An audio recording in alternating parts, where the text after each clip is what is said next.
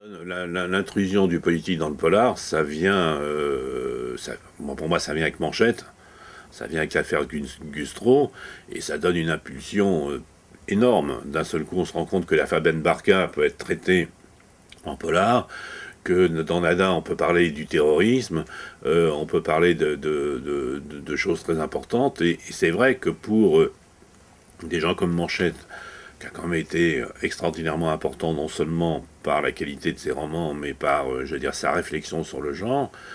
Bon, qu'est-ce qu'il raconte Manchette dans ses chroniques quand il parle du polar? Il n'arrête pas de rappeler que le grand roman noir américain, il est né à la fin des révolutions, il est né après la crise, il est né dans une période de désenchantement politique total, et il réancre complètement le roman policier dans la réalité politique française. Ce qu'il ne faisait pas, parce que je crois que c'est Manchette aussi qui le dit très très juste, il dit que les romans qui avaient du succès, c'était des romans du milieu.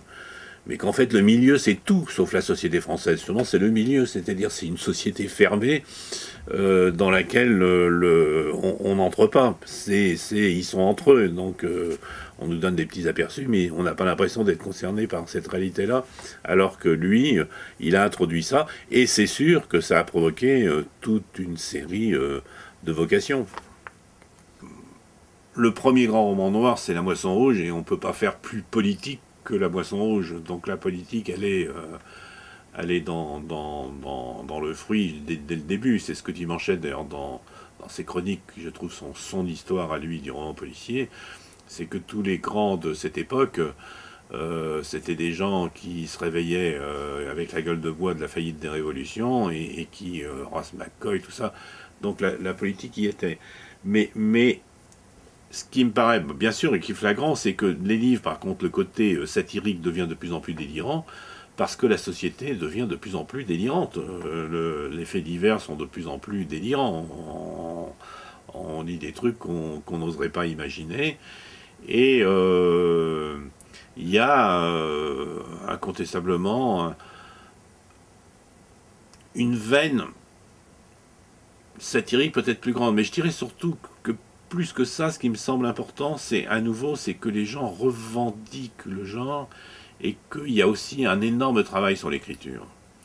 C'est-à-dire que des gens comme Géry Stahl, indépendamment des situations, je vais dire, grand-guignolesques ou poussant, bon, une situation par exemple déjà exploitée par Chesterham, je veux dire, dans les années 50 ou 60, mais il y a aussi, là, ça me paraît évident, c'est des gens qui travaillent sur l'écriture, qui se contentent pas qui se posent aussi des questions sur l'écriture.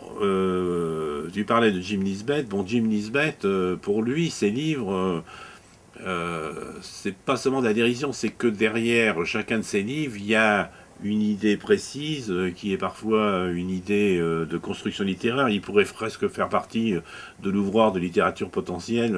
Jim Nisbet, il se pose des questions et ça répond à des choses très précises. Dans sa tête, il est menuisier dans son métier. Je veux dire qu'il construit ses livres. Il fait jamais le même livre comme il dit, et c'est comme s'il construisait des maisons différentes. C'est pas Donc c'est ça que je trouve le plus intéressant aujourd'hui, c'est que il y a eu toute une période à un moment quand c'était ce qu'on a dit les romans de gare tout à l'heure, où il y avait des situations exploitées jusqu'à l'usure, où il y avait beaucoup de clichés, bon bien sûr étant donné la masse de la production, et que aujourd'hui ceux qui arrivent dans le genre, justement, ils cherchent à exploser les clichés, et ils sont aussi, ce qui est important, ils sont conscients du passé, ils ont cette culture-là, et il se pose des questions sur le renouvellement du genre ou sur, en tous les cas, la cohésion dans la pérennité du genre.